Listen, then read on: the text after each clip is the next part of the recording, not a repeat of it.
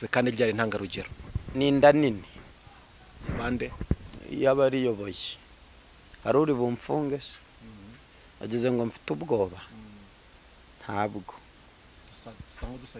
hazamutse umwuka wo kwizamura uyagume hano ariko nge nzamuke hanyuma ayo makudeta yavuye hese ugira ngo ubundi bageze ngo ubundi mu itorero ry'umwuka hari umuntu w'imikundi umwuka kari utanga umukandida ariko uyu munsi ibintu byarahindutse nese amashuri utekereza ko diplome n'umwuka ntago bihuza ni nko kubona umunyerondo yagiye kurinda kwa general haraho urabibona none se ntago byakunda ntago umunyamubiri ajya kurinda Portaille y'umwuka ntago bikunda none se yewe narindi mu mwuka ntapfuye njya numva abantu bamwe ngo bari bapfuye ndibuka ko marayika yamanutse ndeba manukira mu mujyi wa Kigali umureba gutya n'amaso yanjye live mbona nkubone pana bimwe ngo naryamye ngo ndota ngo ngiye kubona ngo mbona waya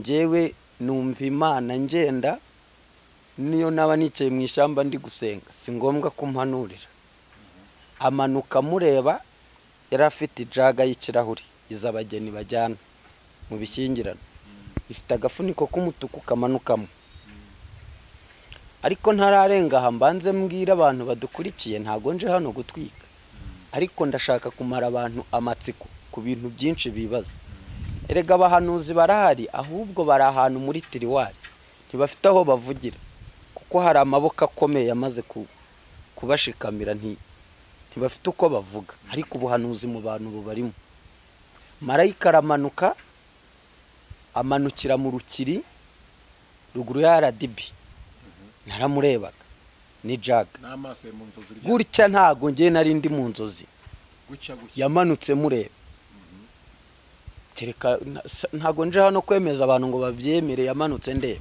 yinjira muri ADEPR mu rukiri hari hayoboye umugabo witwa Semukiza umve ko byose mbyibuka noneho Semukiza ava ku ruhimbi ajya kumusanganira marayika aramwikika gutya mukinga ikibaba aratambuka haza pasiteri wundi abari mu buri wese agenda mukwepa arambuka azamuka inyuma ya ADEPR acurikira ku rusengero ruriho shitingi ngo niba ari urw'abazungu yambuka Nyabisindu azamuka Kibagabaga mureba n'amaso yanjye agenda n'amaguru yinjira ku muriro wa Pentecote bamubonye baza bose bamusanganira arabwira ati mwe muretse mbasobanurira ikinzanye buri mukristo yafashe ndi umuhanuzi w'Imana ndi imbere ya kamera ndavugana n'isi ibi bintu ntago birenza 2025 babyandike abandike hari impamvu nkoresheje iki kinyarwanda ntibizarenga 2025 iritorero rikirwaniye intambara vugana jewe ntago nzongera kuvuga izina Yesu mu kanwa kanjye nzajya mvuga Muhammad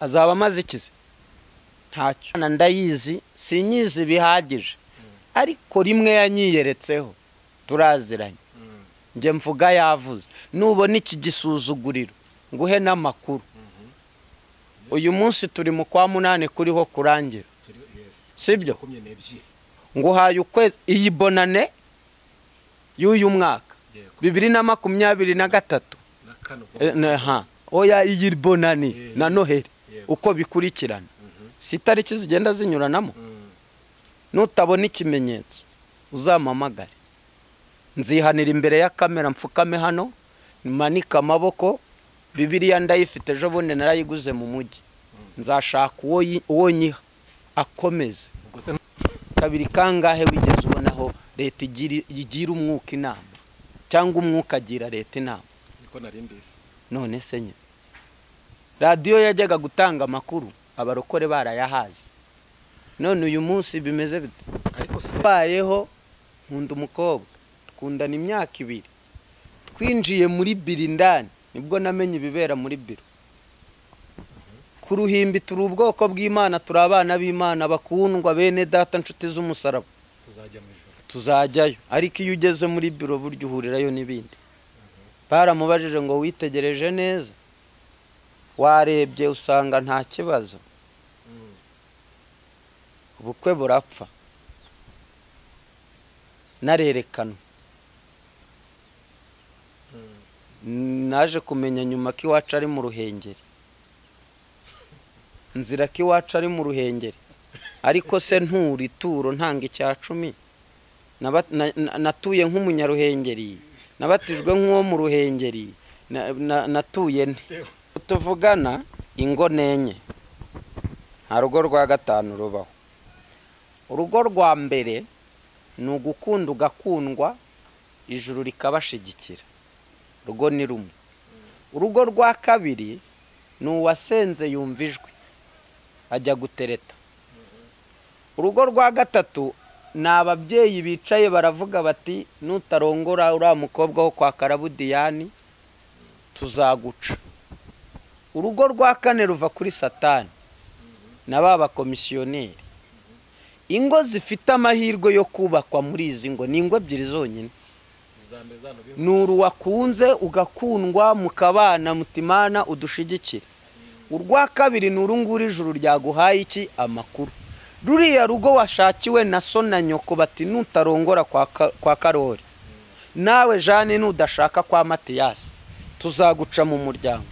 Izi ngo zombi hararira se ubaye iki ngo ntago numva uburyo ngo essence ngo ishize mu modoka ngo kandi wari ubizi ko turi mu bukwe. Nese kuba essence isize mu modoka, kuba essence ishize mu modoka, ibyo bihurira hehe no kurira? Akava ku Gisozi Beretwari akajya kwiyogoshesha Ziniya. Ese hano nta bakwaferi bahari ngo nguze umutwe wanjye niho aba, ariko ndaceceka, sibyo? Ngumenyereye umutwe wanjye niho aba, ndaceceka, sibyo? Hanyuma ntangira gutotezwa.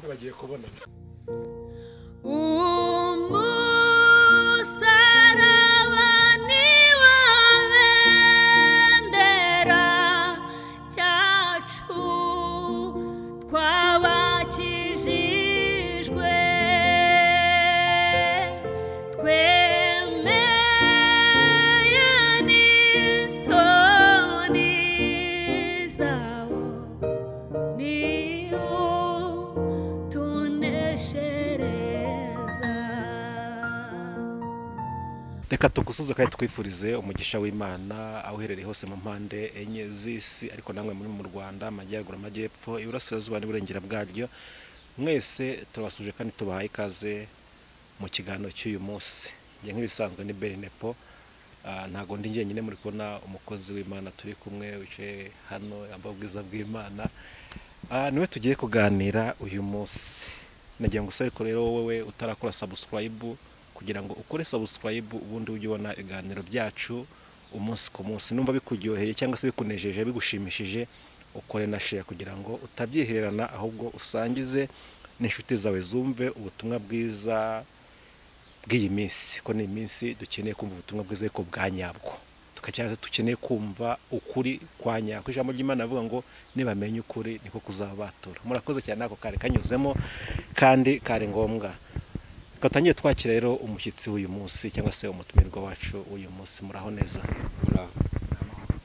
Turashima Imana. Tunejwe no kwakira kuri munsi. Murakoze, nanjye ndanezerewe ku bwanyu. Yego. Abaduteze amatwi ku Musaraba TV ashaka ko ubwa mbere bagiye gukumva cyangwa se bakubonye turi kuganira nande. Nitwa Nibishaka Theogene.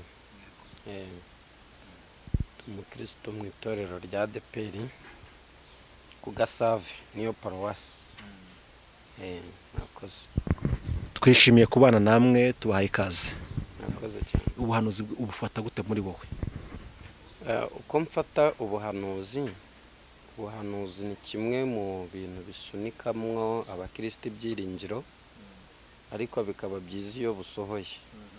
Hanyuma ikindi nuko bwemerwa ruko busohoye nanone. Hanyuma hakabaho indangagaciro sigenga ubuhanuzi. Ko guhanura byonyine ntibihagije, ahubwo hakagombye kubanza indangagaciro sigenga umuhanuzi. Izo ndangagaciro ni nk'izihe? Bibiliya irabivuga neza ko tuzabamenyera ku mbuto bera.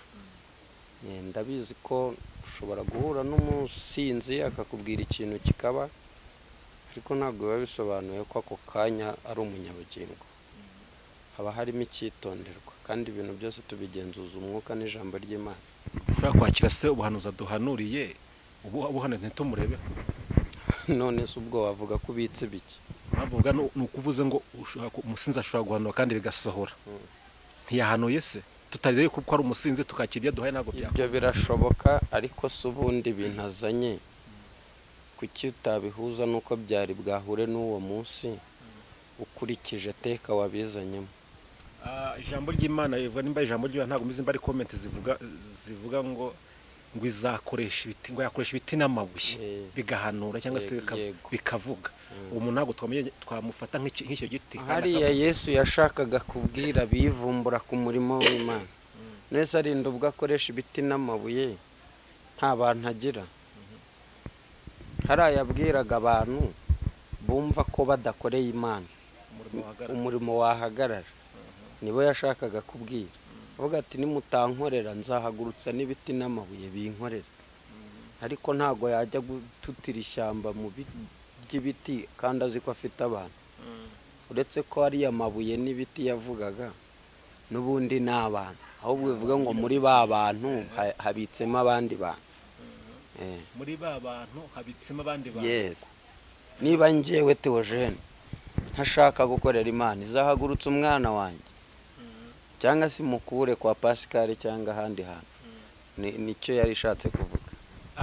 Theogene ushobora kuba uri umuhanuzi, ntago mbizi ko birashoboka. Hari ukuntu umuntu umuhanuzi, kamvuga umuhanuzi aba ari kumwe n'abantu bati tugeze mu isaha yo guhanura. Yego. Ngo ngiye guhanura. Niwe wiha ubuhanuzi, nima ibyo bintu bifata gute? Ngo ngiye ngo tugeze mu isaha yo guhanura cyangwa saa mwitangaza yavuze ngo saa 6 ni isaha yo guhanura. Ubuhanuzi ni ubwiha. Birashoboka ko umuhanuzi amenya ko igihe cyo guhanura kigeze. Cyane. Birangiye ntago mbishiraho impamvu nyinshi. Urugero, nicaye imbere ya kamera ndi kuvugana n'isi. Niba ntaje gutwika hano, ikindimo nuko ndi kucyumva, icyo ngiye kuvuga nuko ndi kucyumva. Mbaye ntari kucyumva rero naba nicaye ahandi kuhamara iki? Nje hano kumara iki kandi bindimo ntabyumva? Umuhanuzi yiyumvamo ko igihe cyo guhanura kigeze, ariko ari muri uwo mwanya. Ari muri uwo mwanya. None ngende umwareka nge navuze ni kwa gatandatu dufite igiterane. Bivuze uyu munsi turi kwa gatatu. Kwa gatandatu dufite igiterane, muzatebuke saa 3 ni saa yo guhanura. Sindagira muri ayo materano, muri icyo giterane sindagira muri ayo materano. Igiterane ntikiraba uyu munsi kwa gatatu. Ndatangaje ngo saa 3 zaba ari saa yo guhanura. Muzazinduke. Menya gute ko iyo inzi saa Imana izazana ubuhanuzi? Ibyo ntago ari ukuri, ahubwo iyo ni impuruza. Ko nuguhuruza bumva ubuko haza bese uzakererwa azasanga ubuhanuzi bwarangiye. Icyo ni ikinyoma. Aho nta kuri kurimo. Kereka ubaye uri mu iteraniro ryatangiye ukabwira abakristo mutuze isaha yo guhanurira ageze. Aho nabyumva kuko mwuko ugukoreramo ushobora kuguha connection ko igihe cyo guhanura kigeze, kandi nk'umuhanuzi nawe ukabyiyumvamo. Ariko uyu munsi niba ari kwa gatatu gatanga itangazo rivuga ngo ku cyumweru saa 1 muzazinduke n'ubuhanuzi, cyo ntago nacyemerekanyaho nawe. Ni ikinyoma. Hari ikintu abantu bavuga ngo amadini y'umunsi yubakiye ku kinyoma, niko bibona? Uko ni ukuri, ariko si yose. Tugendeye ku itoro ryayo, kamvuga idini ryayo, ku itoro ijambo ry'Imana ko riri mu ibanga. Idini ryayo ko ari itoro ry'umwuka, niko nawe bibona? Ni itorero ry'umwuka, ariko ntago rikorera mu ijuru, rikorera mu isi. Bivuge ngo ibitera yandi ntago bikwepa hari iwacu, naho birahagera. Gusa wenda icyo nemera, nta mana ijya kurwana n'ingegera. dayimoni ntajya kurwana n'ingegera, dayimoni ateraho ubutunzi buri. Nemeranya n'umwuka uri muri jye ko wenda ndaguha ishusho yahashize naho uyu munsi biratandukanye, kuko nakiriye Yesu muri 94, nari umwana w'imyaka 9. Uyu munsi ufasha agakiza ko kuva icyo gihe kugeza muri 2001, harimo itandukaniro kuva 2001 kugeza 2023. Ibintu bigenda bihinduka. Ijambo ry'Imana rivuga ko Yesu ko yarari kera n'uyu munsi ariko akiri ku kibihinduka mukemera ko bihinduka. Ibyo ndi kumwe nawe 100%. Imana ntihinduka, abantu nibo bahinduka. Agakiza kari gahora n'umwimerere. Oya, agakiza n'umwihariko w'umuntu, ntabwo ari isoko rusange. Ni umuntu ku giti cye. Agakiza ko kari kameze muri 94 kugeza 2001 nkuko tubwiye, no kuva 2020 nakwenda 2020 kugeza 2020 wenda duheraho ngaho na 23, uko kari kameze uwo munsi n'uyu munsi niko ntago byahura. Kiriya gihe muri iriya myaka abantu bari bagifite gutinya Imana, bakorera Imana bahinda umushitsi. Weruka kubona umuntu watura icyaha arira se? Umunsi barihana baseka, umunsi barihana baseka. Imana imbabarire, byongeye nibiki byongeye se? Nibyo nyine bahoramo. Bundi iyo ubitse ibintu imyaka 10 ukabishira hanze mu mwaka wa 11, muri iriya myaka 10 wisha abantu bangana iki mu buryo bw'umwuka? Bishatse kuvuga iki? Nk'ubu mfite iyerekwa ryo muri 2013 mu kwa 7. Jewe nari ndi mu mwuka ntapfuye, njya numva abantu bamwe ngo bari bapfuye. Ndibuka ko marayika yamanutse ndeba, manukira mu mujyi wa Kigali. Umureba gutya n'amaso yanjye live, mbona nkubone pana bimwe ngo naryamye ngo ndota ngo ngiye kubona ngo mbona waya. Jewe numva Imana ngenda, niyo naba nicaye mu ishyamba ndi gusenga, si ngombwa kumpanurira. Amanuka mureba, yari afite ijaga y'ikirahuri izabageni bajyana mu bishyingirano, ifite agafuniko k'umutuku kamanukamo. Ariko ntararenga aha mbanze mbwira abantu badukurikiye, ntago nje hano gutwika, ariko ndashaka kumara abantu amatsiko ku bintu byinshi bibaza. Erega abahanuzi barahari, ahubwo bari ahantu muri tiriwari, ntibafite aho bavugira, kuko hari amaboko akomeye yamaze kubashikamira, ntibafite uko bavuga. Ariko ubuhanuzi mu bantu bubarimo. Marayika aramanuka, amanukira mu rukiri ruguru ya ADEPR. Naramurebaga ni jaga gutya, ntago ngiye nari ndi mu nzozi, yamanutse mureba. Kereka ntago nje hano kwemeza abantu ngo babyemere, yamanutse ndeba. Okay, buretse gatoya ugiye kutubwira ukuntu yamanutse muri reka tume dusenga Imana dusasire bino bintu. Urashoboye Mana, ufite imbaraga kubw'igitondo n'uburinzi bwawe uduhaye. Reka abakurikiranye iki kiganiro basubizwe mu imbaraga, kandi umwuka wawe wera bane natwe. Amen. Uti marayika yaje umureba, amanukira mu rukiri hafi ya ADEPR, byameze bite? Nari nicaye mu nzu gutya, marayika amanuka mureba, hari nka 3 za mu gitondo. Noneho amanukana ijaga y'amata y'ikivuguto. Naramurebaga n'iparato ku ruhande iriho iyi mikati ya ntuza ya sandwich. Ego. Aramanuka araza yinjira muri ADEPR mu rukiri.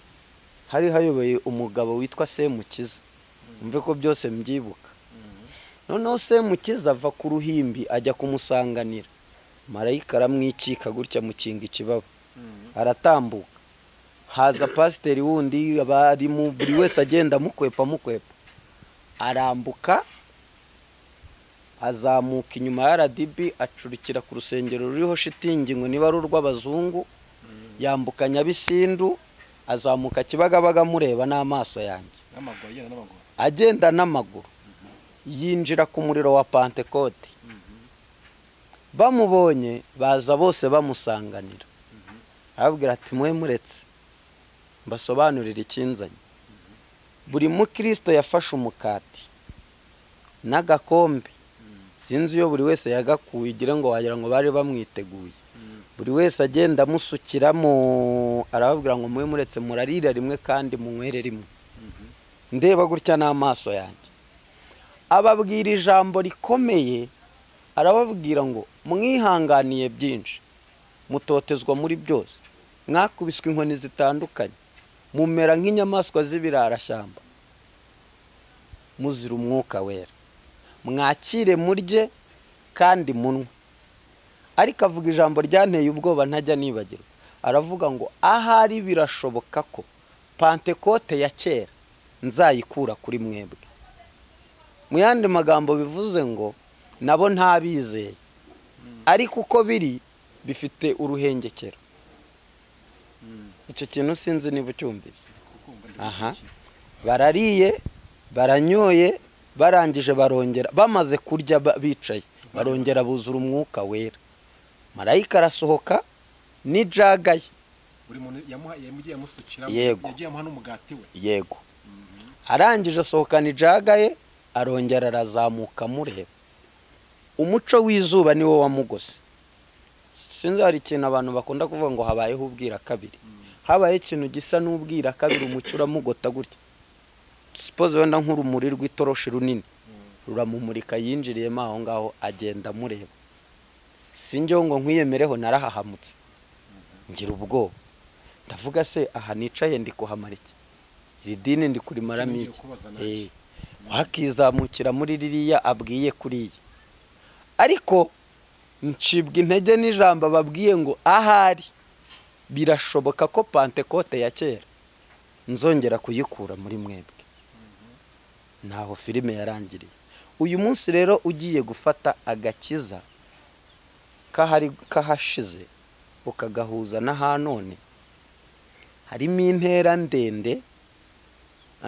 Ndabiza abantu bashobora kuvuga bati bara naba baje gusebya itorero. Ntago ndi hano kwamamaza itorero no gusebya irindi, kuko naririmo. Noneho impamvu zigera kuri 3 niho nasanze uyu munsi wa none, uretse ko banga kwerura ko umwuka w'Imana anizwe, atagifite uburenganzira no kwisanzura. Wigeze ubona aho umuntu ajya mu ngando yo guhanura? Ari naho twahereye ikiganiro, mbaza utese umuntu atanga itangazo ku isaha y'ubuhanuzi igeze, none si ingando yo guhanura yo ibaho? Ishuri ry'umuhanuzi ryubatse gute? Kera ndibuka muri za 98 iyo bajyaga gusengera umuntu ku bupasitori, hari ibintu bashingiragaho. Icya mbere, kuba yarakiriye Yesu Kristo nk'umwami n'umukiza. Icya kabiri, kuba uyu muntu yuzura umwuka wera. Icya gatatu, kuba yubatse kandi ashingiwe mu buryo bwose. Ubwo ndavuga mu mategeko no mu rusengero. Yego. Hanyuma imyambaro ye yari ikositimu, ishati mo imbere, ikoti hejuru, karuvati mo imbere, n'umusaraba ku mufuka w'ikoti. Hanyuma uyu muntu akaba afite urukundo, ubugwaneza n'imbabazi no kugira neza. None se uyu munsi ugiye kubisaka wapfa kubibona? N'ubifite aricajwe, kuko nta diploma agira. Bivuze iki rero? Bivuze ngo uyu munsi uburenganzira bw'umwuka wera. Uraza kubona impamvu umuntu afite verine ku nzara, umunwa yasize hano umutuku, hano ingoyi akuraho. Mu yandi magambo, ntibazongere kwibaza ngo ese bari abantu bahanura ibyo bakuye he, kandi imyitwarire yabo n'imyambarire yabo itagaragaza Kristo. None si igihugu giteye ikindi, abene gihugu ntibasaba ubuhungiro? Mwuka wera yahungiye muri bariya mubona, azahunguka se? Igihe kizagera nese utekereza ko uyu munsi aho tugezeho twarahakekaga. Bara rero twirirwa duciraho imanza nibo bemeye gukingura umwuka wera bamuha icumbi yinjira muri bo. Niho ari gukorera muri iyi minsi. Nibo bari kujya kwishyurira abarwayi kwa muganga, nibo bari gusura abantu muri za gereza, nibo bari kwishyurira ababahoze ari abanyamwuka amazu. ariko no muri ADEPR namwe mujya mubikora. Ntago ndabibona, mbiheruka kera cyakora. Njya numva amatangazo ngo tujya gusura mutanga ituro ryo gusura abarwayi. Ntago mbizi, sindajyayo, naranabigerageje, ngerageza no kubyinjiramo ngo ndebe aho birengera, narabibuze. Ushaka ko amafaranga iyo yatswe tutamenya hagiye. Ashaha arengeraho ntabo wahamenya. Ese turagira ngo uhuze ikintu bita umuhamagaro. Umuhamagaro n'amashuri. Ibintu birahura, niba bidahura bitandukanira hehe? Ntago bihura. Kuko umwuka wera niwe wigisha abakozi b'Imana. Hanyuma mwarimu nawe akigisha abazaba abaperezida n'abaminisitiri n'abandi mu nshingano zabo. Mwuka wera yigisha uruhande areba. Mwuka wera yigisha abagenewe igice cy'umwuka. Hanyuma isi ikigisha abagenewe igice cy'isi. Natangiye nkubaza mu kanya nkuba nti itorero ryanyu musengera muri rya ADEPR muvuga ko ari itorero ry'umwuka. Nkubaza nimba ari kubibona kumbwira ko atari kubibona. Ryahoze ari iry'umwuka. Uyu munsi ntago ari kuri abantu mu rujijo. Uyu munsi ni nk'abandi bose. Ubona byaratewe n'iki kugira ngo rimere nk'abandi bose kandi ryari ntangarugero? Ninda nini. Bande yabariyoboye. Hari uri bumfunge se. Agize ngo mfite ubwoba. Ntabwo. Hazamutse umwuka wo kwizamura. Uyagume hano ariko nge nzamuke. Hanyuma ayo makudeta yavuye hese ugira ngo ubundi bageze ngo ubundi mu itorero ry'umwuka hari umuntu w'imikundi. Umwuka kari utanga umukandida. Ariko uyu munsi ibintu byarahindutse. None nese amashuri utekereza ko diplome n'umwuka ntago bihuza. Ni nko kubona umunyerondo yagiye kurinda kwa general. Haraho urabibona. None se ntago byakunda. Ntago umunyamubiri ajya kurinda Portaille y'umwuka. Ntago bikunda. None se uyu munsi aya madini yose uri kubona ashabitse ku mpande. N'abana bavuka kuri ririya torero. Kuko barabareze barakura kubamanaginga birabananira. Hanyuma impano zirasandara nk'imigina bajya hirya no hino. Nukora research uzasanga aya madini turi kwita inzaduka 80% bakomoka muri ADEPR. Nutararishinga nuko yabuze uko bigenza. Ariko ni ku gisekuru. Hari ijambo uvuze ngo ntago bishaka ko umunyamubiri yarinda irembo ry'umwuka. Ushaka ko uyoboye itorero rya ADEPR ari umunyamubiri. None se utekereza ko abaye ari umunyamwuka ntago umuntu yahanura ngo bamutereremo indirimbo kandi twaratungwaga no kumva ikimana ivuze.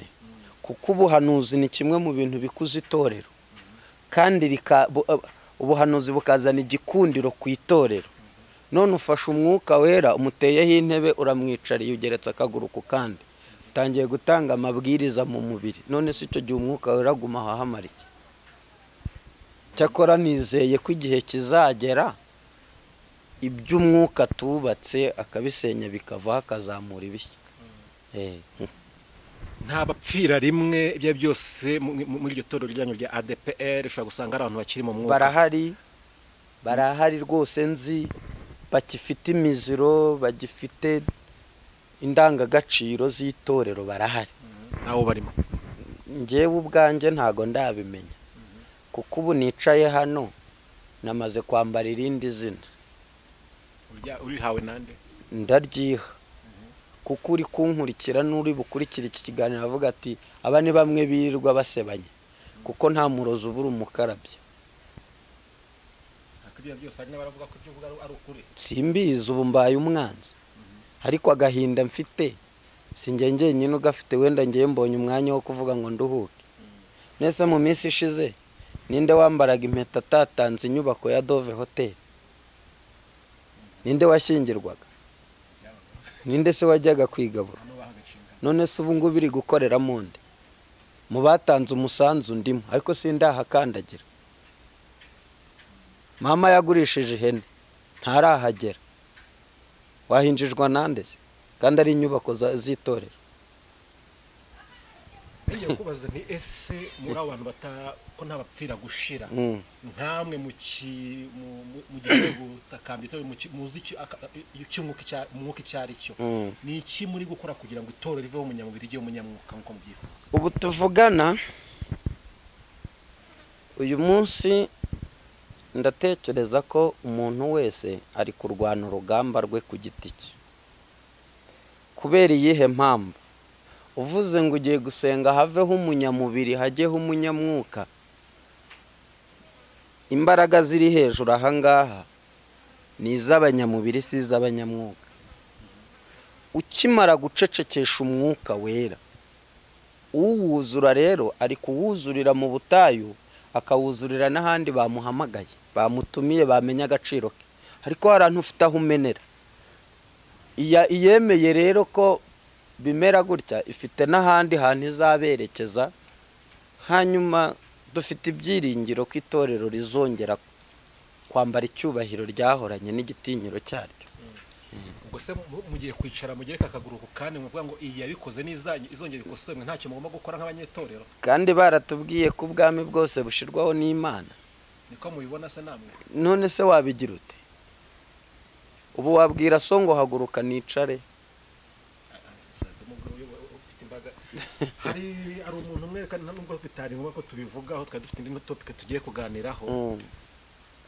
Hari umuvugizi wanyu w'itoro rya ADEPR, hari umuntu yavuze ati ngiye nkuciye ku bupasiteri ndagukwambuye.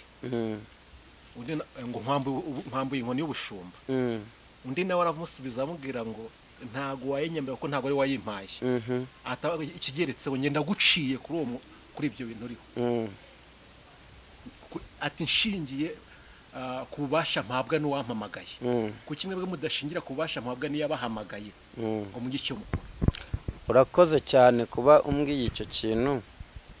Reka nje nkwihera ubuhamya bwanjye ku giti cyanjye. Kuri Noheli ya 2019 nari kuri ADEPR Kimironko.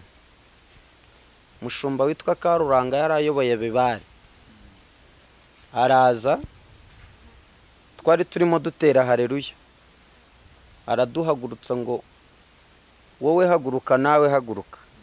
N'umugabo witwa Byararangiye nanjye araduhagurutsa, aratubwira ngo ngaho mbahaye uburenganzira bwose mushaka, mutere haleluya zose mufite zibashiremo. Twaraziteye, arangije ahagarara imbere y'iteraniro avuga ngo uhereye none ntimuzongere gutera haleluya. Yego, narasohotse jewe na Bibiliya yanjye nigira mu butayu samuduha, n'isengesho rimwe nasenze. Naravuze ngo nzongera gusubira mu itorero Karuranga atakiririmo. Byakurikiyeho ngire ngo birazwa, icyo kirarangira. Uyu rero nawe cyangwa n'abandi isengesho ndiho nsenga n'iryuko iki gitutsi kitazahora kuri iri torero, kuko n'aka kajisho ubona dufite ni amashereka yaryo twonse amashereka y'umwuka. Baraduhuguye baduha uburere mu gihe bari bafite. Ubwo rero aho bagereje turabashimiye, kandi ni mu gihe ese utarakomeza ababahaye munsi amashereka y'umwuka. Yego, ababonkeje baracyahari? Bari hehe se? Bari muri pansiyo, bandi baricajwe, bandi barapfuye baratashye. Bizarangira ariko siko bizahora kuba mutegereza. Ntago ari uko nguko bizahora, ibi bizarangira ukuri. Ndi umuhanuzi w'Imana, ndi imbere ya kamera ndavugana n'isi. Ibi bintu ntago birenza 2025. Babyandike, abandike. Hari impamvu nkoresheje iki Kinyarwanda. Ntibizarenga 2025 iri torero rikirwaniye intambara. Uyu munsi 2023 iri kurangira. Yego. ibi nkubwiye kandi ni ukuri ntago bizarenga 2025 nibirenga ntago ngende buzavuge ngo nzajya gushinga utubare nka bamwe njya numva ngo bacuruza indaya ngo ibyo bahanuye nibidasohora. Ubu tuvugana jewe ntago nzongera kuvuga izina Yesu mu kanwa kanjye, nzajya mvuga Muhammad. Ubwo Yesu azabadakora, azaba amaze ikize ntacyo. Nzagenda nambara ikanzu nshira ingofero mu mutwe ntore shahado mbasubiremo kuko nababayemo. Nibigira 2025 izinduru zikihari sinzongera kuvuga izina Yesu mu kanwa kanjye. Wazabena nka wa muntu wavuze ngo azajya gucuruza nayo ntageyo. Ngewe ntago nzavuga ngo ururimi rwanyereye. Yavuze ko Imana yamubeshye. Ntago mbizi, sinzi aho bahuriye. Iyi Mana ndayizi, sinyizi bihagije. Ariko rimwe yanyiyeretseho turaziranye. Nge mvuga yavuze. Nubona iki gisuzuguriro nguhe n'amakuru. Uyu munsi turi mu kwa 8 kuriho kurangira. Sibyo? Nguhaye ukwezi iyi bonane y'uyu mwaka 2023. Oya iyi bonane na Noheli uko bikurikirana. Si tariki zigenda zinyuranamo. Nutabona ikimenyetso uzamamagare. Nzihanira imbere ya kamera mfukame hano manika amaboko. Bibiliya ndayifite ejo bundi narayiguze mu mujyi. Nzashaka uwo nyiha akomeze. Gusa ntuzamushutse kandi ubonye ko oya hari abantu ntaca intege. Sibyo dufite abantu bafite abo bafana kuko nibwo bakiza babifatiye aho bigereye. Ariko hari abantu bafite intimba. Bigeze ubona itorero ry'umwuka ryambara ibisarubeti na bote rikajya gukora ingando. Kabiri kangahe wigeze ubonaho leta igira umwuka inama cyangwa umwuka agira leta inama? Niko narimbise. None se nye radio yajyaga gutanga amakuru abarokore barayahaze. None uyu munsi bimeze bite? Ariko se hari ikintu ubwoko bw'Abisirayeli buva mu gihugu cya Egiputa bararangaye gatoya. Abo ntago urugendo rw'iminsi 40 ndiko mbyumva imyaka 40. Ntago ibi byose biri kugenda bibabaho. Nyitabira uyu muntu. Ibintu byose biri kugenda bibaho mu itorero rya ADEPR ntibyaterwa n'uburangare mwagize cyangwa se n'ibintu mwamwarinje mu itorero. Twebwe se ntago mbizi. Abakristo ntago bigeze barangara kuko urwandiko rw'inzira Imana yaruhaye Mose. Kandi muha kondisiyo iramubwira ngo ngutumye ku bwoko bw'Abisirayeli butagonda iki ijosi atakaza amakuru. Mose niwe watakaje amakuru. None ikibazo kiri kubashumba kuko aho batujyanye niho tujye. Habagaho igiseke cy'inyubako. Sibyo? Hakaza igiseke cy'amaturo yishimwe. Hakaza n'icya 10 n'amaturo. N'amaturo asanzwe. Habagaho n'ikibo cy'abakene cyagiye. Ubuse boze barakize. Niko narimbise. Amuhungu we nawe rwose. Niko narimbise. Ariko se njye ibintu nkunda kwibaza umuntu wese ashobora kwibaza nk'ikibazo nanjye ndi kwibaza. Kubera ikize ntambara izi mvururu buri munsi ADEPR kubera iki? Ani madini ko bitabamo, makatolika ko bitabamo, mu Islam ko bitabamo, madive ko bitabamo. Kubera iki ADEPR buri munsi mvururu ni bande bafunzwe bari amafaranga ni ADEPR, ni bande birukanye bashumba ni ADEPR, ni bande ibintu byose kubera iki ADEPR? Mbo Mose ava muri Egiputa yaramubwiye ngo ubwira Abisirayeli bitewe n'igihe babaye mu bucakara bafata iby'agaciro basahure bagende. Rero ntekereza ko uku gusahura nabo bazi aho ibyabo biriho byerekera kandi nta no kubitindaho. Abantu barimo barihesha ingororano vuba kuko igihe kirageze. Igihe kirageze Joshua gasohoka ishamba kaza kicara ku ngoma Abisirayeli bakabona ihumure. kuko Imana yari ibizi ko Mose atazabagezayo, igomba guhagurutsa Joshua rero. Ahubwo uyu Joshua ari hehe? Joshua ari ahantu mu ibanga, ari mu myitozo, ari ahantu mu myitozo. Namara kwemerwa maze kugwiza imbaraga z'umutima, akaza Imana ikabona ko azaza agahangana n'ibikomera abakirisitu bafite, ingande zabirangiye azaza yima ingoma. Kuri umukozi w'Imana se Imana yabayegeje kwereka kuri Joshua basi ngo umenye wari. Ntago ngewe iramunyereka, ariko mu mwuka ndamukurura nkamwumva ko ahari. Yampisha isura ye n'amazina ye ariko arahari. Urakoze cyane, kadutegereze ubwo abanyetora nimba nabaga abanyamuryango bihangane ko bisigaye numva ngo byari toro rya ADEPR nibisigaye PCR hari ko sigaye numva ngo simbizi. Bihangane ubwo Joshua ari hafi azaza barengera azaza. None se tugana ku musozo uhuza gute divorce n'agakiza cyangwa se n'ubugingo? Uyu munsi rero umbajije ikintu gihangayikishije societe.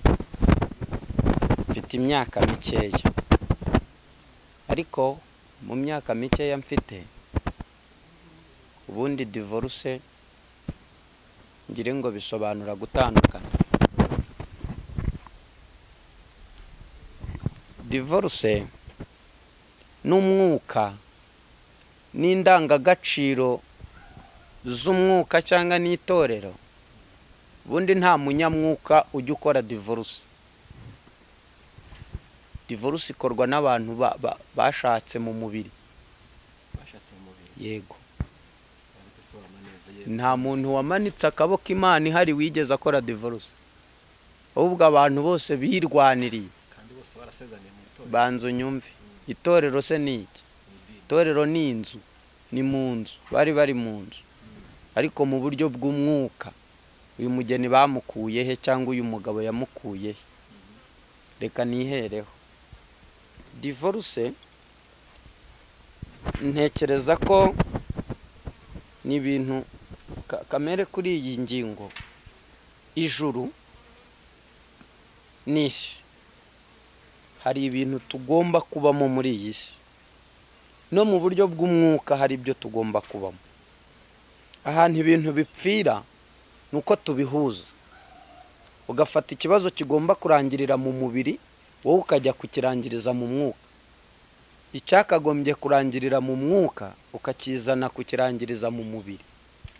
Redi hano wamaze gutandikira. Kera iyo umusore yajyaga kurambagiza, yarakundaga, yamara gukunda agaceceka. Ubwo ndagaruka kuri wa mwuka kandi wahoze mu itorero. Ubwo ndavugaho nakuri agaceceka.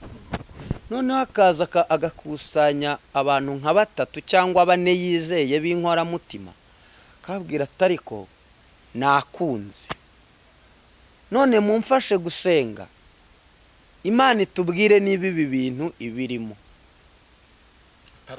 Ataravuga. Tukamenya amakuru kandi twese tukaza duhuje ikintu kimwe.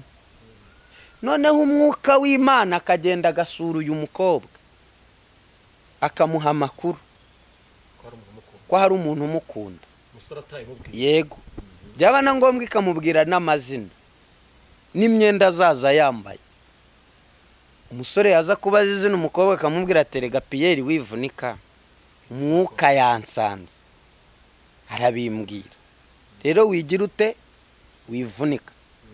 Nyuma byaba bitari byo akamubwira ati rero uramenye ibi bintu ntago ari byo, ukabihagarika bitaraba. Sibyo? None rero uyu munsi hari ijambo rivuga ngo pasi. Sibyo? Umushumba ari kuranga agatanga pasi, diakoni akaranga agatanga pasi, kuko umwana wo kwa Theogene ararangije. Ubu ikibazo gihari ni ukuvuga ngo ese muri wa rugo ntuzasaba umunyu, uriya mukobwa inzu nikunanira azayishyura, ariko se uriya uramubaza iki? Nabayeho nkunda umukobwa, tukundana imyaka 2, twinjiye muri biro indani nibwo namenye ibibera muri biro. Ku ruhimbi turi ubwoko bw'Imana, turi abana b'Imana bakundwa bene data nshuti z'umusaraba, tuzajyayo. Ariko iyo ugeze muri biro burya uhurirayo n'ibindi. Baramubajije ngo witegereje neza, warebye usanga nta kibazo,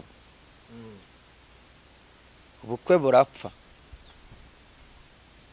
narerekanwa. Naje kumenya nyuma ko iwacu ari mu Ruhengeri, nzira ko iwacu ari mu Ruhengeri, ariko se nturi turo ntanga icya 10. Natuye nk'umunyaruhengeri, nabatijwe nk'uwo mu Ruhengeri, natuye nte. Ubwo mbivuze mu bundi buryo nibwo banyumvise. Noneho rero hari abantu bagiye bayoborwa n'abandi. Umuntu akaguha pase ukajya mu murenge ngo Imana yavuze. Reka mbivuge mbyeruye, hari abakomisiyoneri bari mu nsengero, umuntu akavuga turiya mukobwa n'umunzanira nkabona aranyemeye nzaguhitura. Mushumba tese ntiwemera amavuta yanjye? Ati jeti wa irambwiye ngo ni Jean Paul. Ukagendera muri icyo kintu kuko wamaze kumwimika muri wowe ko ari we Imana ikoreramo. Ugiye kukamanika, ijuru riricecekeye, Yesu yibereye sehashika, yibereye muri materinite, aracungana n'impinja zigiye gupfa, aracungana n'ababyeyi bagiye gupfa babyara. Wowe urimo urasezerana ariko Yesu ntahari. Arimo arareba abazagusimbuza mu gihe uzaba utakimukorera ibikwiye. Nawe uri mu rukiko uti nk'uko amategeko ya Repubulika y'u Rwanda biteganya. Mu gihe yari ari sehashika, ugiye mu rusengero ari Faisal, aracungana n'uriya muntu bagiye gukata ibere Butaro kubera kansa. Banza unyumve, ibyo ntabyo nzi. Niba yari ahari se zasenyutse yagiye, tugaruka ahangaha. Mu yandi magambo, abantu Imana yahaye ingo, ibizisenya byagezeyo byarazisuye, ariko ziraho zirakomeye. Bafite ibyo bihanganiye, babibamo, babinyuranamo, barakomeza. Na bugingo n'ubu intambara ziracyari muri izo ngo, ariko ukuboko kwazubatse kuracyariyo. Hanyuma rero mbanze nke muri iki kintu, hari uwasezeranye Yesu ahari kuko yamuhaye n'amakuru, amugisha inama, amwinjiza mu mushinga w'ubukwe bwe. Yesu atanga amakuru ntacyo amuhisha. Uyu muntu aramutse akoze divorce kuko afite amakuru ahagazeho pana bimwe byo gupapira, iki ni icyaha, azanarimbuka. Uyu muntu wari ufite amakuru y'ijuru, warahiye Imana ihari, karambagirizwa n'umwuka wera, agasaba ibimenyetso akabihabwa. Kwa ruwe yarangiza agasaba umugeni we akamujyana imbere y'amategeko n'imbere y'itorero. Yarangiza agakereye impamvu zituma batandukana. Uyu muntu azanarimbuka cyane rwose. Ariko uyu nguyu wasezeranye Yesu yigendeye, afite se uruhe rubanza? Yesu azakubaza ibyo atabonye, ko azakubaza ibyo yari ahari. Uyu Yesu ataraye nta rubanza, yaribwe, yarashimuswe. Aba bantu nabo barahari cyane. None se niba uteye umukobwa inda cyangwa se muyikuyemo, umugiriye inama uti kuko ndi umunyamwuka reka nguhuze n'umuntu. Uyu mwana w'umuhungu cyangwa se umwana w'umukobwa aratuburiwe mu buryo bw'umwuka, ijuru ntirihari. Agezeyo asanze ikese ya Heineken munsi y'igitanda, kandi we yabwiwe ko ari Imana igize gute. Mu yandi magambo ni umwana mu gakiza, bamukubitiye mu kiringiti basekura bajyana mu gitanda, arakamanitse, arahiye muri ririya zina, ariko nyiri ririya zina yigendeye ntahari. Mu yandi magambo bihesheje urugo rw'abandi bakoresheje iri zina, kandi bihanirwa n'amategeko kwiyitirira icyo utari cyo. Bibiliya iravuga ngo havumwe uvuga ngo iravuze, none se ubwo ntacyo urumvamo. abo ntabwo tuzi aho bazahanirwa. Wenda icyo nakubaza, wowe ufite amahirwe uvugana n'Imana, mu kanya niko watubwiye ati njye n'ubu ngubu Imana ishobora kumvisha nkumva amakuru ikampa amakuru, batubwira ko n'ubu ngubu yafite. Abantu bose ntabwo ariko Imana ntabwo bumva ijwi ry'Imana. Yego, hari abazakabwirwa n'abantu zikanavuga ati Imana yambwishe. Uyu mukobwa ko nzagera nkamuhanurira, ntabwo iravuze ngo uriya ni sembegeti n'uwawe, igakoresha Claude nakanyana nawe ntabwo tuzi wamukubise ne yamusanze, nakavuga ati iri iravuze ngo sembegeti n'uwawe, si babaye babiri, yashaka akaza na Yohana nati sembegeti n'uwawe. Uyu muntu azamenya ko atari Imana ivuze. ubu tuvugana ingo nenye, nta rugo rwa gatanu rubaho. Urugo rwa mbere ni ugukunda ugakundwa, ijuru rikabashigikira, rugo ni rumwe. Urugo rwa kabiri ni uwasenze yumva ijwi ajya gutereta. Urugo rwa gatatu ni ababyeyi bicaye baravuga bati nutarongora uriya mukobwa wo kwa Karabudiyani tuzaguca. Urugo rwa kane ruva kuri Satani na ba bakomisiyoneri. Ingo zifite amahirwe yo kubakwa muri izi ngo ni ingo ebyiri zonyine. Nuru wakunze ugakundwa mukabana mutimana udushigikire. Urwa kabiri nuru nguri ijuru ryaguhaye iki amakuru. Ruriya rugo washakiwe na so na nyoko bati nutarongora kwa Karori, nawe Jane nudashaka kwa Matiyasi tuzaguca mu muryango. Izi ngo zombi nta mahirwe yo kubakwa zifite. Mu yandi magambo, uyu mukobwa wicaje ukamwica umutima n'ibitekerezo, ukamubwira ko umukunda, akaguha umwanya we n'amarangamutima ye, kugera ku rwego rwo kukwambarira ubusa, ukamubyazamo umuntu, ukamukuramo undi muntu. Nutamutungira icyo wabimubwiriye, kiriya cyizere wamuhaye, tayari wamaze gukora icyaha, uzabihanirwa, uzabiryozwa. Waba wishingiye ukamuta, ukamwambura ubusugi, ukamugira nk'icyogesho ukajugunya hariya, uzabizira, kuko umwambuye undi wari kuzabuwe. Indese nyumva neza, nyumva neza. Uriya muntu uramwononye, uramwangije, umwiciye ubuzima, sibyo? Impamvu mvuga ibi, hari ibikomere by'urukundo. Ubwo hari unyumvise, hari ibikomere by'urukundo. Uyu muntu yarakwizeye, umwubakamo icyizere, umwangisha abandi, aragenda arazinukwa burundu, yizera wowe. None uraje uramuhindutse. Hagati yawe nawe nta mukomisiyoneri wari urimo, nta muntu wigeze abasemurira mu rurimi mwavuganaga. Imvura yarabanyagiye, uramuherekeza umugeza ku irembo ryabo, arongera arakugarukana nawe kugeza ku irembo ry'iwanyu. Gutandukana byabananiye. Imvura ya mbere ibahitiraho, izuba ribaviraho, sibyo? Imyenda ibumukiraho. Ubu tuvugana ibere wamuterese rihagaze, riracuramye rirebye hasi, nibwo ubonye ko ntacyo amaze, uzabiryozwa. Ntago ndi butinye kubivuga, Imana izabikubaza, kuko ariya magambo afite imbaraga. Bari abantu ni nabo baba barasezeranye ubundi, kuko babwiranye amagambo ntawe uyabasubirishijemo, ni imitima yabo yabibwiranaga.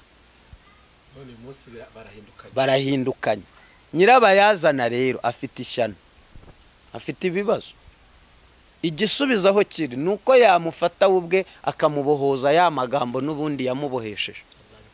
Ntago mbiza azamushake, ubugiye ataramubona afite urubanza none, kuko akubaruyeho. Kandi ntuteze kuzamwibagirwa. Ibyo wakora byose, ifoto yizahora mu maso yawe. Hanyuma warumbajije uti divorce n'ubugingo bihuza ute? Ibi bintu ntago bihura, sibyo? Hari imbere navuze ngo hari umuntu warahiye Imana ihari, undarahira idahari. Iyije rero mu bintu wakoze idahari, irabisenya. Kantangura urugero kugira ngo abantu banyumve. Jewe nashingiwe ku itariki 28 z'ukwa 9 umwaka w'2013. Nusubiza kalendari inyuma urasanga uwo munsi hari umuganda. Nuba rusubira inyuma imvura yiriwe igwa. Nkora mariage nari umukristo, ninjye wihamirije na Yesu twari kumwe. Hanyuma itorero ryanga kunshingira, nabatirijwemo kubera za mpamvu. Nje ndasohoka mpindurira umukobwa musanga muri Methodiste Libre hano Kicukiro, dukora mariage. Mu by'ukuri urahita wibaza utesete wo ubu umugore muri kumwe cyangwa nti muri kumwe? Ntago turi kumwe, maze imyaka 7, uyu ni uwa 8 tutabana. Ndahamanya n'umwuka uri muri nje ko ntacyo namuhisha, ariko w'umushinga yari afite ntago nkuzi.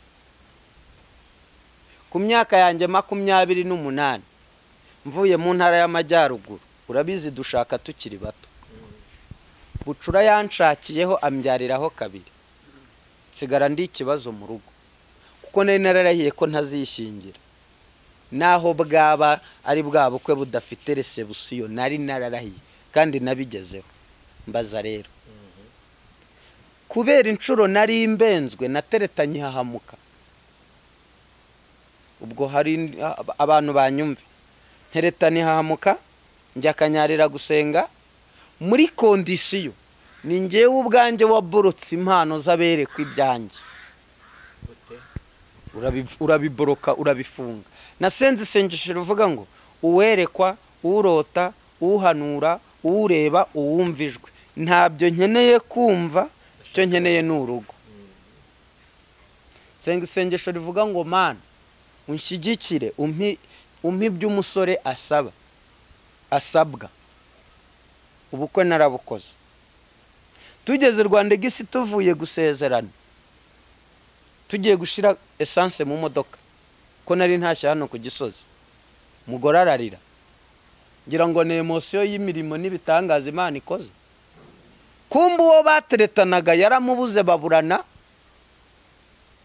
baraburanye, umwe atazi yundi ari n'undi yari, kumbi yatashye ubukwe. Aramubonye. Wenda nkoresha iki kintu ariko ntagire uwo gikomeretsa, ntawe ngambiriye kugira uwo mbabaza. Uri abantu bakomoka icyangwa urabizi ko kenshi bagira ingeso yo gukururana cyane no gufatikanya muri bimwe bazabanamo. Bari barubakanye inzu icyangwa, umukobwa akora muri TV hano Rwanda igisi ku Muhinde. Baraburana, umuhungu ajya Uganda, umukobwa asigara mu Rwanda, batakaza amanimero bose. Abaramubonye mu bukwe hararira, se ubaye iki? Ngo ntago numva uburyo ngo essence ngo ishize mu modoka, ngo kandi wari ubizi ko turi mu bukwe. Nese kuba essence isize mu modoka, kuba essence ishize mu modoka, ibyo bihurira hehe no kurira? Akava ku Gisozi Beretwari akajya kwiyogoshesha Ziniya. Ese hano nta bakwaferi bahari ngo nguze umutwe wanjye niho aba? Ariko ndaceceka, sibyo? Ngumenyereye umutwe wanjye niho aba, ndaceceka, sibyo? Hanyuma ntangira gutotezwa.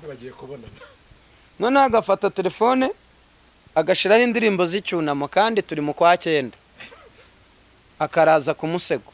Ariko se nk'ubu ubugamije iki? Ni yihe ntego? Ubwo wenda iyo nindisije ibyo ni ibindi, tuzabivuga ikindi gihe kubikomere by'abashakanye. Noneho icyo kivaho ndabyirengagiza. Urumva nari mfite intego yo kubaka. Urumva umwana warezwe na mukase, nkishingurira umwana nkurikira mfite imyaka 9, ngakora ikiboyi muri uyu mujyi wa Kigali, ndara mu rusengero ntawe uzikombamo. Numvaga nta muntu wananira, kandi koko numvaga n'iki se yari kunkorera kikambabaza. Numvaga nta birenze. Ngwana urwo rugamba njya gusenga kwa Pasteur Kibonge mu izindiro, ntashye nsanga yazinze yanyimuye buri kimwe nitorosha yarayikamuye uze tujye kuri tera makuru barayaguha. Ntago ndi gusebanya ahangaha kuko ni nyina w'abana banjye kandi yubaho, niwe wangize umugabo. Izina mfite Papa Sharon niwe wari impaye. Hanyuma icyo kivaho turiyunga 1 2 3 4 5 nge twatandukanye inshuro 7. Inshuro ya 8 nyoboka amategeko. Hanyuma rero nashaka kuguhuriza ubugingo n'agakiza n'abashakanye na divorce. Ni nayo sije nyamukuru. Nagiye gusenga biba ngombwa ko njya gusaba uwo nimi. Ya Mana nabwiye ngo uramenye utagira ibyo werekana nta majwi nkeneye nta nibyo nshaka kumva. Nongera kuyububira aho niho nakuye experience, niho namenye ko hari abakamanika yagiye abandi bakakamanika ihari.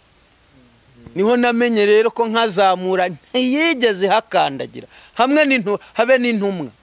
Nta n'intumwa ya Yesu yigeze igera mu birori byanjye. Ndagiye nkuyemo impeta ndambitse kwibuye kanyarira kuri ririya buye rinini riri muri korari ya Gahogo ivuga ngo igorogota ku musaraba. Niho narambitse impeta ndajurira ndavuga ni Yesu, niba narabaye ikigoryi nkaba umupfapfa nkabura ubwenge ariko se ingororano zanjye ubonye zinkwiriye nizi ngize. Umwana w'imyaka 16 yaraje ndambika ikiganza arambwira ngo ihane warirwaniriye. Manuka nzinza amabinga ndata. Iyi ni inkovu yankubise ntaje singiye. Umwana yagukubise umugore singiye. Ijwi rirambwira ngo wibeshye urwana. Uraje gukubita yihuse. Bano kumusubiza ubwo kandi wahawe condition wibeshye urwana. Icyo kivaho ndahunga mpungira mu kibanza hariya bari kubaka amashuri hano ku Gisozi. Namaze mu icyumweru nta muntu uzi kombamo. Ndi impunzi kandi mu gihugu kitarimo intambara. Noneho nari wa mukristo wonse dogitrine y'idini no mu maraso ndu mu Pentecote ndani bindimo. Hanyuma mfata Bibiliya niza gato kuri iyo Bible. Mfata Bibiliya n'igitabo n'indirimbo ngishiru hariya kwibuye ryari ryanditseho ngo manu birebe. Mbaza Yesu ikibazo kimwe. Ndamubaza ngo none mwana umuhamagaro ndumva nkiwufite n'amavuta aracyarimo ariko se umuntu urugo rwananiye kuvugira gute? Ubwo intambara ntitangiye sintangiye urubanza. Umuntu urugo runaniye ahagarara imbere y'itorera ate, ahagarara imbere y'abakristo ate, ahanura mu ruhe rurimi, abwira abantu gute ngo Imana irakubake, mbese abigenza ate? Ni rwo rubanza nari mfite. Imana irambwira ngo taha nakubonye kuko ndi umwe mu bagabo muri iki gihugu bagira umugisha wo kuvugana nayo. Ntazamutse ngo ndi mu biti ndi mu myobo n'ubu nicaya irahari nayumvise.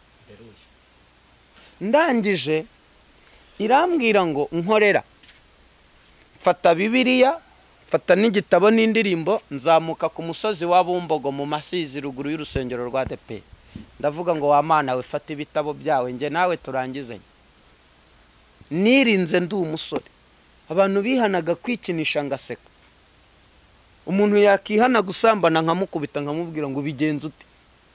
Urumva mu myaka yanjye 28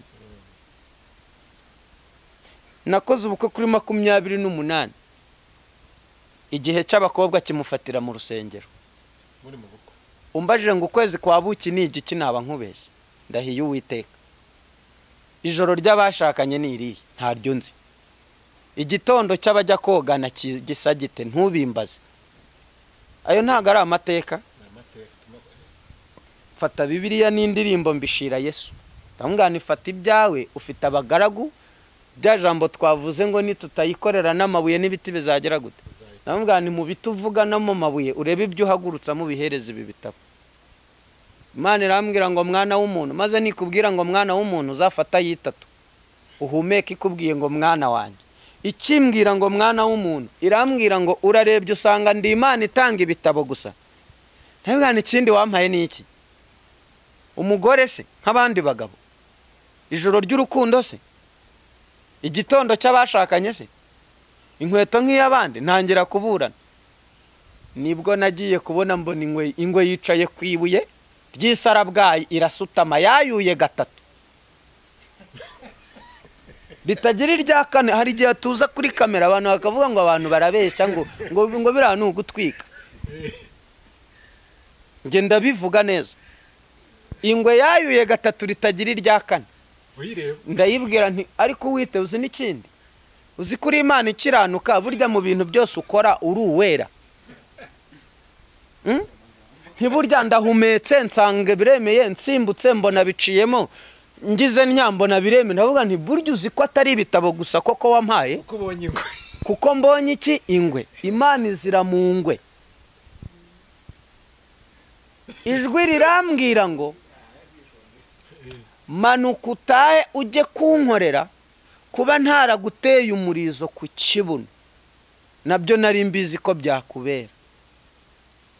Manuka ndavuga nti ndayisimbutse, ninjira muri Niba turemo hariya mu rusengero, ntawe ubizi. Noneho bagiye kunyica bari nanjye baha ijambo ryo kubwiriza muri Niba ture, kuko bari banze. Iyi Kigali iranze tewo nta hantu nakora icyaha ngo nihishe.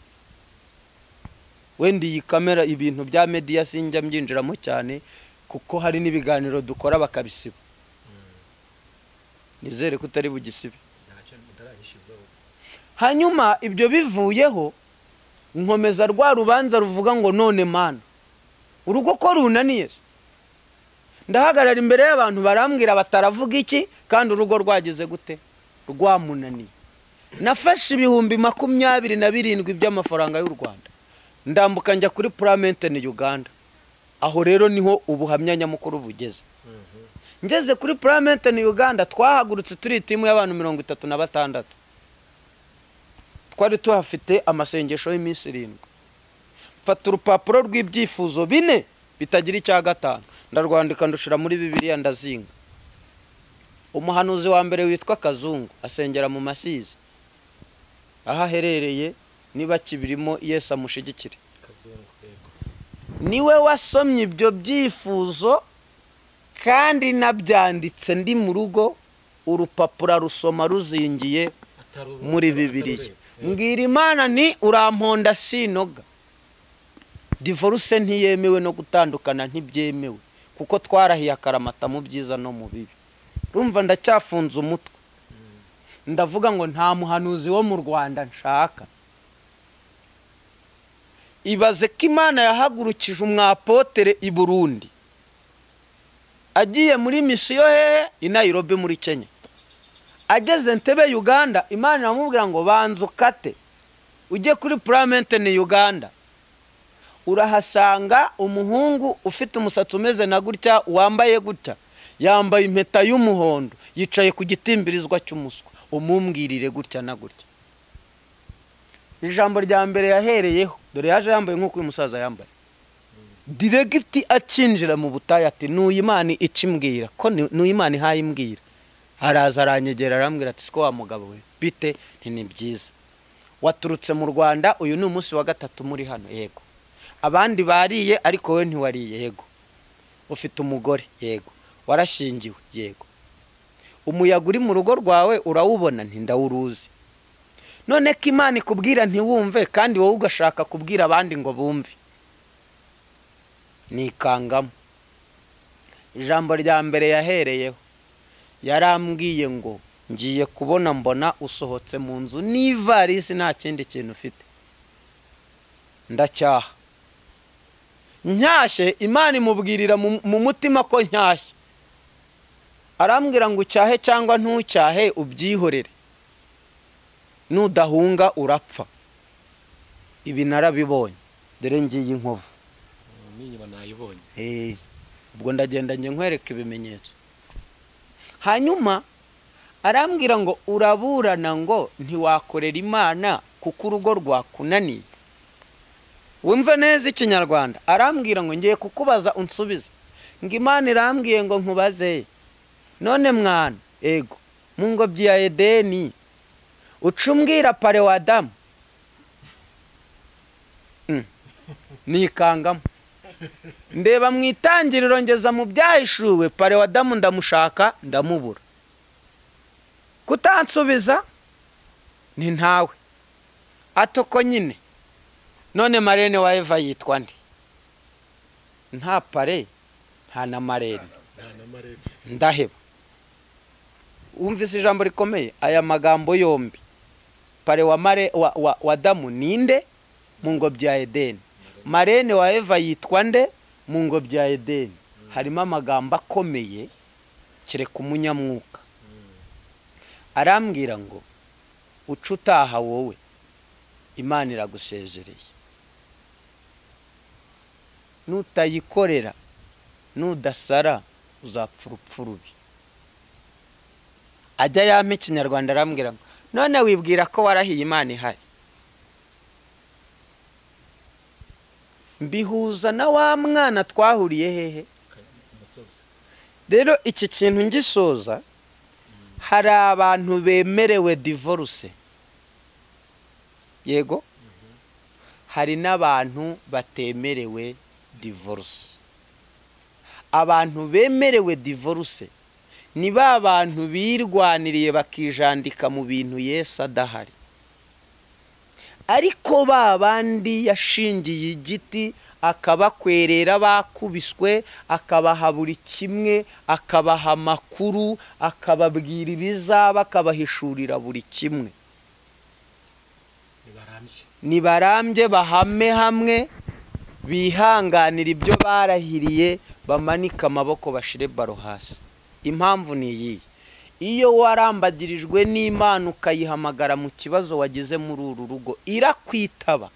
Iyo ari umugabo ukunaniye, Yesu afite ukuntu abigenza, ugasanga mfite ubuhamya bwinshi cyane. Hari umumama Imana ntari buvuga izina ry'Imana imuha umugisha, iyo ntambara yarayirwanye, arayirwanya, tujya ibyumba ku mazi tugeneranye, amusabira imbabazi mu Kiyovu muri ADEPR mu ruhame. Ari umudiyakoni, ari n'umuririmbyi, n'umugabo wiyubashye. Aca bugufi aramanuka aramubwira ati sheri wanjye, amusori ibyabaye ntibizongera. Mu yandi magambo, urwo rugo Yesu barwubaka yarahari. Noneho ku kijyanye n'ijuru n'ubugingo rero, Imana yanyeretse ko yamaye urugero rw'iparafo. Parafo iba mu nzu y'umuntu. Irangi rya parafo uraribona, ariko ikiri hejuru ya parafo, munsi ya parafo ushobora guhanagura ugasigaho n'akarangi kugira ngo hase neza. Ariko hejuru ya parafo hariyo imbeba, hariyo ibinyenzi n'ibitagangurirwa n'ibindi bintu bitagaragara. Yewe n'inyoni zaciye muri kositara zubakayo. Yego, Imana rero ijya kuntandukaniriza ijuru, ariko icyo kijuru cyo wenda ndakivuga muri ubu buryo. Ntago ngewe nakoreraga Imana nizera ko ijuru ribaho. Ijuru ryo narigiyemo muri 2015, ntapfuye ndi muzima. Bya bindi ngo narapfuye ngo mara iminsi, oya, ngewe ibyanjye ntago bisaba gupfa. Nari mfite icyifuzo cy'inzu, mbwira Imana ngo Mana, kugira ngo umuntu abone inzu ye mu mujyi wa Kigali aba yarasenze amasengesho angana iki. Nari yicariye gutya, icyo gihe twari dufite umubano mubi n'u Burundi. Noneho nicaye gutya, numva ubwenge buragiye, ariko numva ko hari ikintu ntakaje muri njye. Umutima uzamuka nkumva n'ibindi bice biwugize utambaza ari ibiki, ubwabize baraza kumenya ibyo ari byo. Naragiye nambutse umugezi umeze nka Nyabarongo y'ibiziba, ni imigezi 3. Nambuka undi mugezi wa kabiri. Ku mugezi wa gatatu nambukijwe n'umusare, umuntu niwe waje kunyoza aranyambutsa.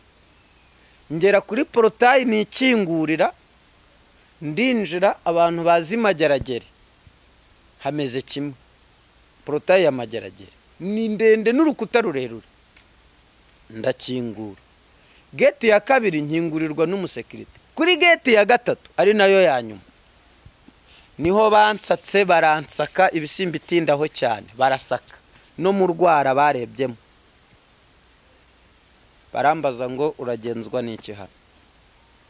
Ndababwira nti ngewe rero nakoreye Imana igihe kitari gito, ariko sinigeze nemera ko ijuru rihari. Rero nashakaga kumenya ko rihari. Arambwira ngo nta nubuze nabyo uremera. Ntago mbyemera. Bati rero wahageze. Bampa umuhungu mwiza ufite imbaraga kabisa, wubatse umubiri. Aransaka, yageze n'ahatari hakenewe. Aransaka koko. Baranyasamuye bareba munsi y'ururimi, bakazamura igitsi cye cy'urugohi ngo barebemo inda. Baransatse koko. Hanyuma ndinjira. Agashya nabonye mu ijuru rero ni agake. Harimo utuyira nk'uturi muri iyi jaride. Ndinjira, nabonyeyo ibyo ntarabona. Umuntu wa mbere nibuka nabonye ni Mariya na Yosefu. Live gutya mbona nkubona. Mu rugo rumwe narabiboneye. None ngiye gusuhuza Mariya, arambwira ngo uransuhuriza iki kandi utanyemera? Iryo jambo yambwiye. Namwana mubye ndakwemera, ntubu noneho kubera ko nkubonye ndakwemera. Ubundi numvaga uri umugore nka mama biri aho ngaho, numva naraguciye amazi ntari kubwo nkwiboneye n'amaso yanjye ndakwemera. Yarampobeye. Nibwo numvise ko agaciro k'urukundo rw'ababyeyi icyo kamara. Kumbi Yosefu ambonye akatira inyuma gutya nk'ugiye kuri dushe.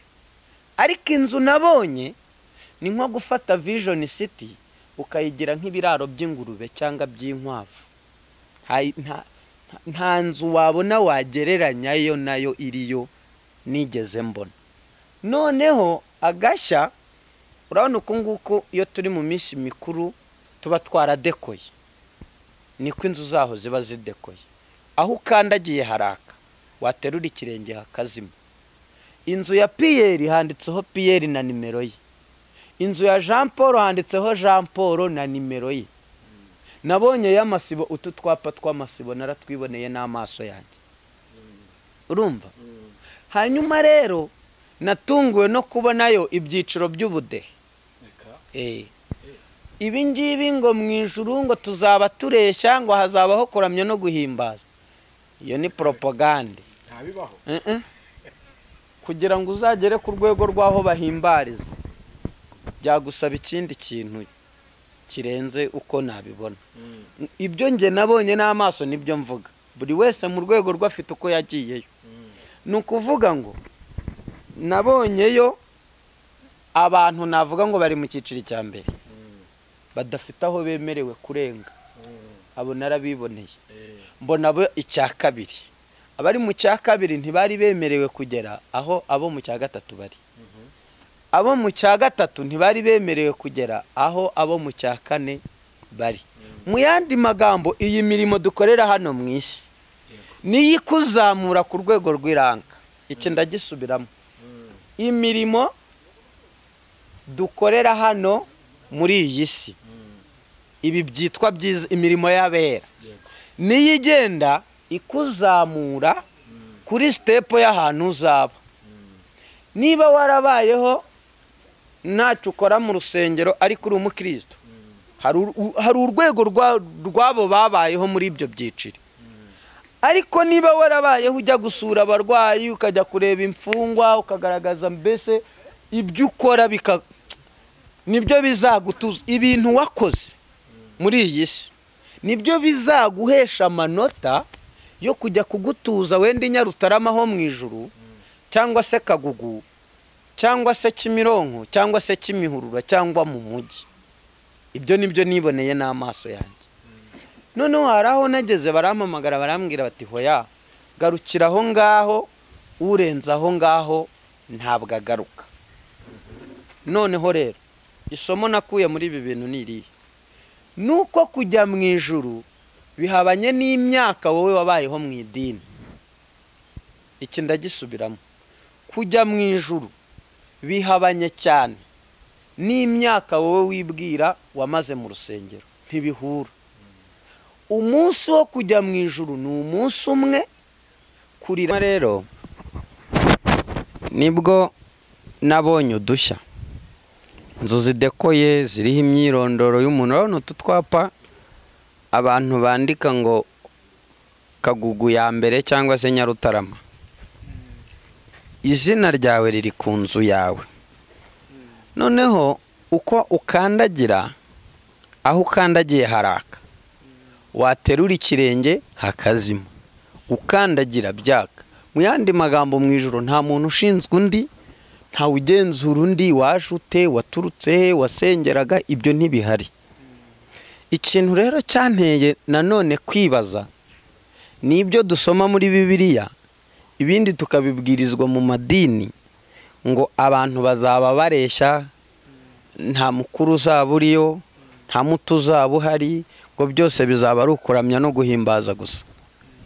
Ntabwo ari byo nabonye. Ariko Bibiliya sinakwibivye. Simbizi, mbibona hano. Ngo hariho abazaba baruta abandi, cyane cyane abahinduriye abandi kugukiranuka. Bivuze ngo rero mu ijuru nta kureshya, nyamara buriya hako habyo nabonye rwose. Igihe cyose wakoze ibingana n'ibya koporo uzaba uri koporo, wakoze ibingana n'ibya general aba ari general. Niko bimeze. Niho nabonye rero iki ngiki twumva ngo imirimo y'abera ngo iyo bapfuye ngo igenda ibaherekeje. Ntabwo igenda ibaherekeje, ahubwo yo bayisangayo. Nicyo niboneye, ni ukuvuga ngo gutyo ufata amafaranga ukajya kubitsa, ujya kubikuza yuzi washize kuri konti. Konti ntabwo iguhamagara ngo ufite angahe, ngwino tuguhayo watubitseho. Oya, ahubwo wowe ujya gukura kuri konti icyo washizeho. Rero imirimo yo igihe cyawe cyo gutaha iyo kigeze igenda mbere, umuzigo wawe bawutwara mbere, kontineri y'ibyo wakoze igenda mbere, wowe ugenda ubisangayo. Niho icyaje kubinyemeza n'icyuko umuntu ava hano mu isi imbokoboko, nta kintu n'iki na kimwe ahagurukana kuri iyi si. Wowe ugenda usanga ibyo wakoze byaragezeyo. Noneho ahantu uzaba hahwanye n'ibyo wakoze. Aho bivuze ngo imirimo yawe mu gihe wakoze imirimo mibi ushobora no kuba ugihingukayo, wayikubita amaso ugahita wibwira. Noneho ariko ku kijyanye n'imirimo, ubugingo n'imirimo, imirimo izatuma utura ahantu runaka. Niba ari VIP, icyubahiro bazaguha ni igihwanye n'uburyo witwaye hano. Noneho ntabwo bivuze ngo kuba nta mirimo uzarimbuka, hatagira umuntu ubyibaza, ariko uzabaho n'ubundi mu buzima buciriritse. Ubwo nahita numva ko no mu ijuru hazabayo kubabara rero. None se reka mbikwereke, nabonyeyo Nduba ahameze nk'induba, nabonyeyo ahameze nko muri Banyahe. Ariko noneho aho bitandukanira ni uburyo imidugudu ikase. Ngo mu ijuru hari akajagari. Hariyo dore urabona uku nguku hano ku isi twubaka amadeparitema, kandi ni ukuri ntabwo icyo ari igipindi. Nabonyeyo ahameze nka Vision City, nabonye ahameze hano nka Rwanda Women, nabonye buri nzego. Noneho hari Portaille nashatse, urabona iki gipangu ukuntu cyubatse, reba iriya gate iri ruguru hariya, urabona hano ni ukwisanzura, ni ukwishira ukizana. Ariko kwinjiramo hari ibyo ugomba kuba wujuje. Niko bambwiye, barambwiye ngo garukira aho ngaho, aho wemerewe visite irangirira hano, abaje gusura. Niba nta banga waba warigeze ubona ahantu hawe nibura ngo uduhonje uko wabonye hameze? Jewe ntaho nabonye, ko nashatse kwinjira barambwira ngo garukiraho, aho hinjira abatashye. Niko umusekirite yambwiye, yarambwiye ngo iyo Portaille uyikinguye ubutashye. None rero wowe waje muri visite, garukiraho ngaho. Ariko ikintu cyambabaje ni uburyo nikanguye aho narindi mvuyeyo.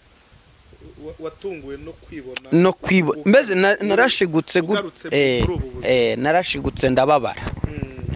Narababaye, agahinda karanyica, numva bishatse kuvuga ngo ibi bintu by'urupfu, kuriya wumva umuntu avuga ngo aratinya urupfu, byumvikana yuko umuntu arutinya kubera izina rufite. Yego.